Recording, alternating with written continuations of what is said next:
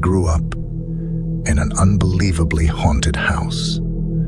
My mother, my brother, and I are all very sensitive to spirits, but that was hardly relevant when it came to this house. Everyone saw and heard things. I have endless stories of encounters we had there. But in this post, I just want to focus on the hard evidence that I was possessed many times as a child. There was a period of time when I was around the ages of 7, 9, where I would fall asleep in my bed, in my room, which was on the second floor of the house, and then wake up on the couch in the living room on the first floor of the house. The first time it happened, I thought my parents had moved me down there for some unknown reason. But they were just as confused as I was. You'd think sleep, walking might explain this occurrence away. But there's a problem with that theory. I was a small, hyper, and curious child, as most children are. And because of this, my parents installed French doors at the top of the stairs, and further installed a sliding bolt latch at the top of the doors to keep me from falling down the stairs at night. The latch was so high up that I would have to retrieve a stool, climb onto the stool, and then stand on my tippy toes to reach the door latch.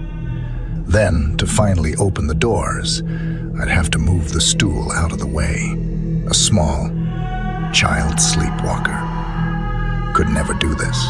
And even if I could, my parents had found that the doors were still closed each time they found me downstairs on the couch. Closing those French doors while on the other side with the steps would have been a challenge for me, even if I had been awake.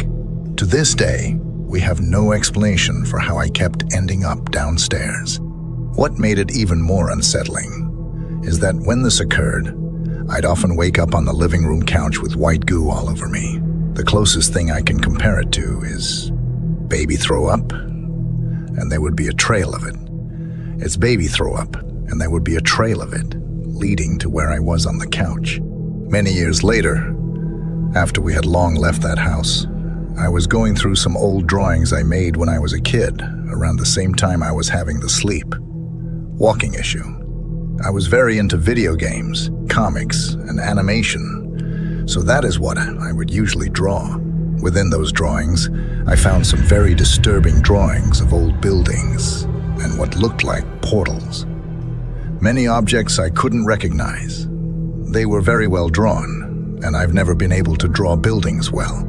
They were better than anything I could draw, even today. And I'm a decent artist now. There was only one word amongst the drawings, and it was at the top of a drawing of an old torn-apart building with what looked like a portal next to it. The portal had something coming out of it that was beaming downward. It was not in my handwriting or that of anyone I know. The title of the drawing simply said, Monster.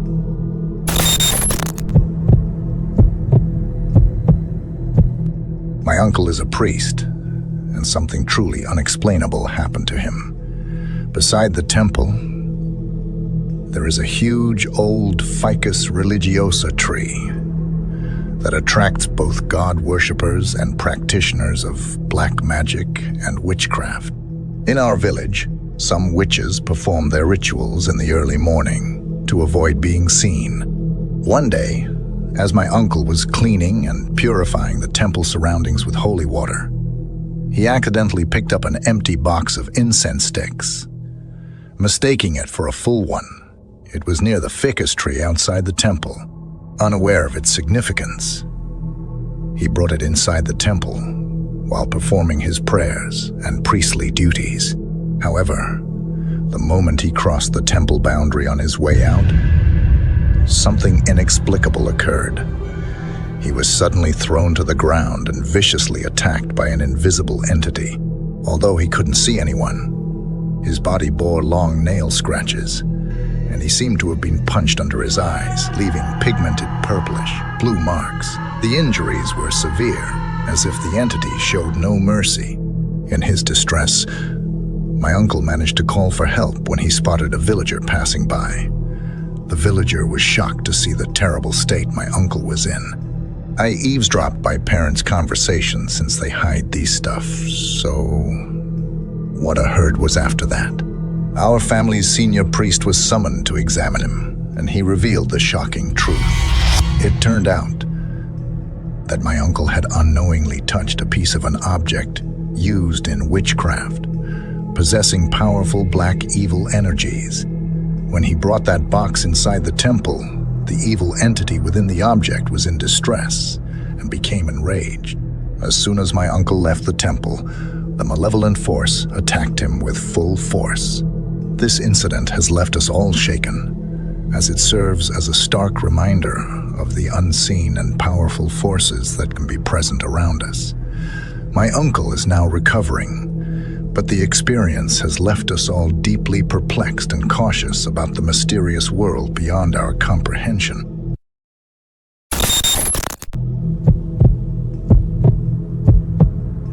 I'm not sure where to even begin with this, but it started with death. Going into my senior year, we lost a fellow student in a car accident. Pretty intense situation. I knew the girl named Taylor and had seen her in the hall only a few weeks before and said hi. We were never great friends, but we had a few mutual and had spoken recently on chat about the guy we both knew named Eric, who was a few years older than us. After Taylor passed away so tragically, and a lot of hurt was seeping into our community, the mutual friend was devastated at the news. He becomes important to the story and met with her family for the first time after her death. Taylor came to me in a dream that night. I was looking at her from across desks when we never had a class together. I said, "Taylor, why are you here? You shouldn't be here." In my dream, my friend Jade turned around and said, "Who are you talking to?" Taylor was disappeared before I could point out she was clearly there. All of a sudden, I was in this local graveyard beneath this tree on a hill with her.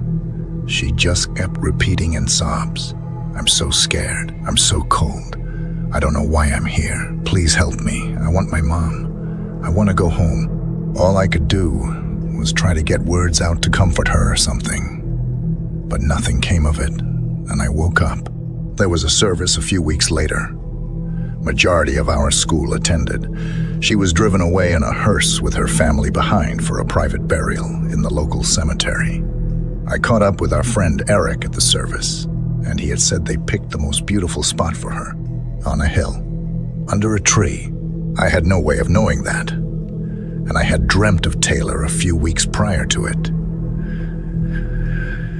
To this day, it seemed so real when she came to me in my dream, that she was really crying out for help to one of the few people that may have been able to hear her.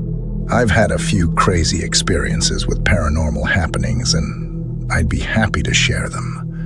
But it's always a somber feeling when I realize they aren't made up, that the fear I felt through every experience was real.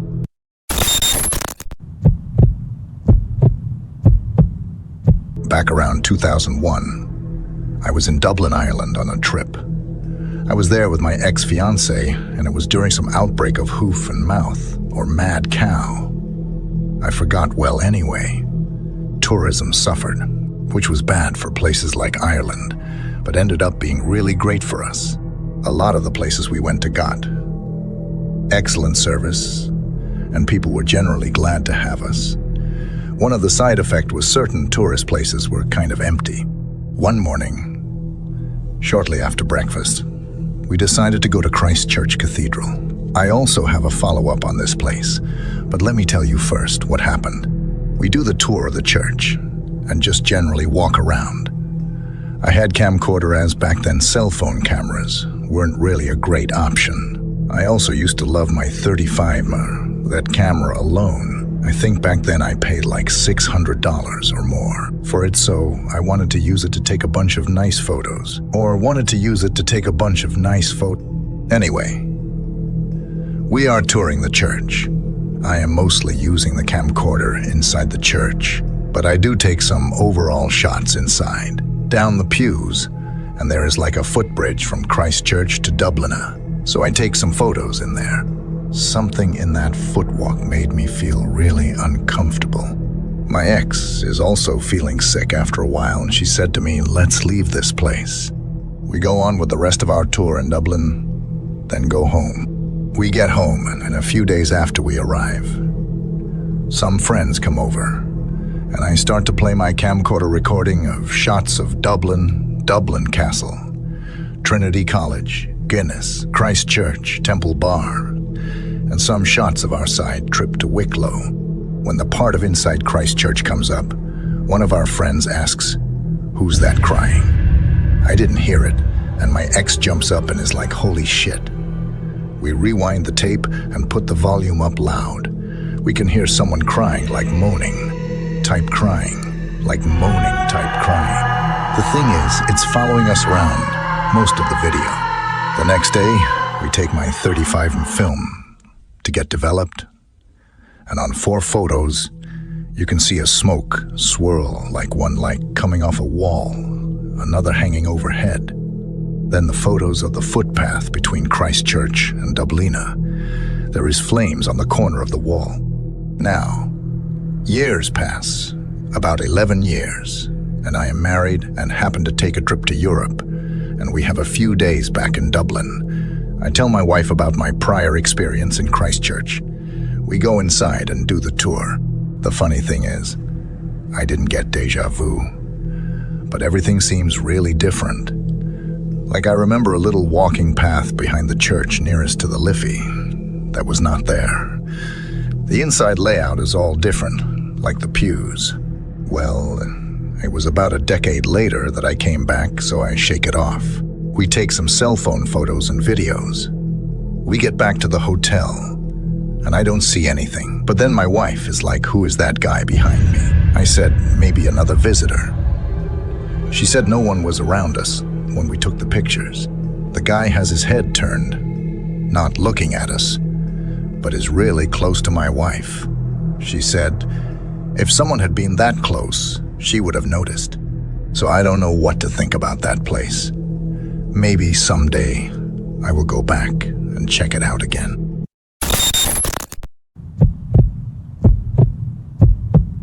When I was a child, I had spent several years in and out of the hospital with childhood cancer.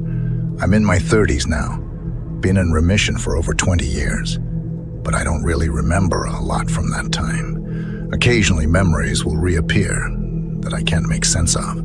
This one has been particularly unsettling that I keep revisiting. I want to say I was 8 years old when it happened.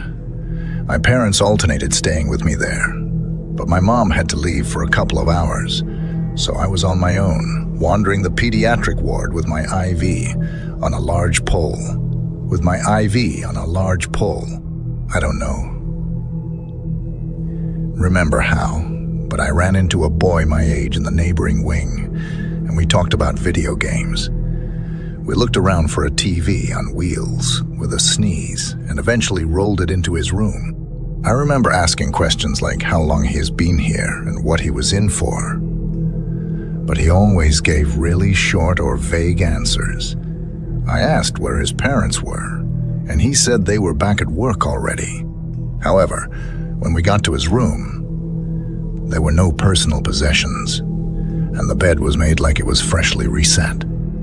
I wasn't thinking of anything much at first, but I plugged in the TV and the sneeze and started to feel uneasy. He sat on the bed and told me I can play first while I sat in a chair near the TV and kept the door open. We both had IVs. I thought mine was fully charged, but then it started beeping that it needed to be plugged in. Since the cart didn't have a power strip, I looked around for an outlet. I asked him if he needed an outlet for his, and he responded, "I don't need one anymore." I suddenly got really uncomfortable and decided to leave, and he just looked kind of unfazed as I left the room. I had thought I knew all the children in my ward and the neighboring ward, but I never saw him before or again. I asked my parents and the staff, but nobody seemed to know what I was talking about. He had brown hair, was slightly chubby, but he didn't look pale or sick like the other kids. I don't know if he was just a strange kid, but the fact that nobody else saw or knew him kind of stayed with me. I remember hearing crying from the ward at night after the children had checked out. I wonder how much of that was my imagination, or if there was something paranormal about that hospital.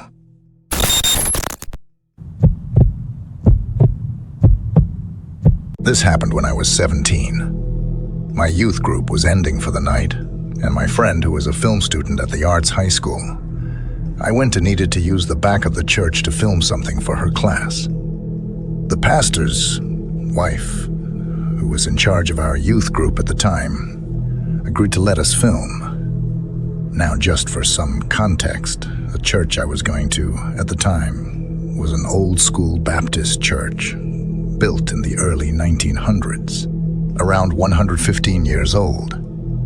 So there's a lot of parts in the building, especially in the back part of the sanctuary, which was where we were filming, that didn't get used a lot anymore, mainly for storage space. We went through the back of the sanctuary and through the back door behind the pulpit, which led to the area behind the baptismal. The best way to describe it would be a very narrow hallway with wood panels all around it. We set up the camera and the light and started to film. After a few takes, me and my friend switched so we could get two actors saying the lines.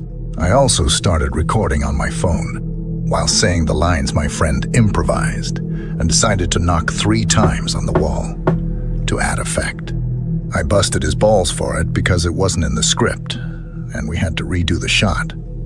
But as we were getting ready to do so, all of a sudden, we heard those same 3 knocks, and it didn't come from anyone, including my friend. We all stood silent, listening. I told my friend he was just hearing the pipes. Except it happened again, and time, instead of knocking, like it was previously, we heard tapping. Tap, tap, tap.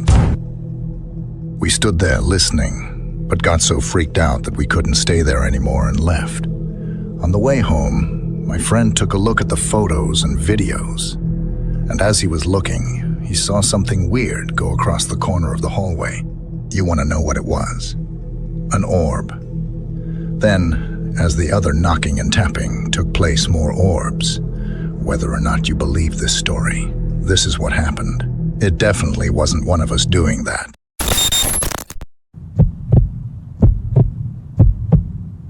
Now, if you're looking for a creepy ghost story, this one isn't creepy.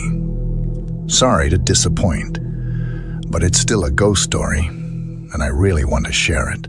When I was around 5 or 6, my grandma's dog Bosun was diagnosed with cancer in his leg. Me and Bosun were best friends. My grandma had him since before I was born, so I spent lots of time with him, and out of all my siblings, I was the closest to him. My 2 older siblings, I was the closest to him. My 2 older siblings were scared of him. Little sister was a baby. Bosun and I always played together and cuddled. He also let me fall asleep on him. He was a large dog, like a Rottweiler and Great Dane mix. So don't worry, I wasn't squishing him or anything. When I was told about his cancer, I was sad, but I was still young. So in my head, he would be better soon, and it was no less than a stomach bug. Obviously, that wasn't the case, and Bosun died a few months later. I was absolutely devastated. Probably the most I've ever been. I remember when I was first told, I ran up to my room and sat crying for hours. It was like that for a few days, but my parents brought me a life-size dog teddy that looked just like him, so that helped to calm me down and cheer me up. Naturally, it was a while until my grandma let people stay over again. She was grieving too, but when she did allow people to go over, the weirdest thing happened. I was sitting in the living room, watching TV. My granddad was there too. The weather wasn't bad. No wind, no rain. You know, just bland weather. You may not think this is important, but it is. All of a sudden, The living room door flew open, as if a massive gust of wind has just hit it. But like I said earlier, there was no wind, and the back door, front door, or any of the windows that were in a close area to that door were shut. So it couldn't have been the wind.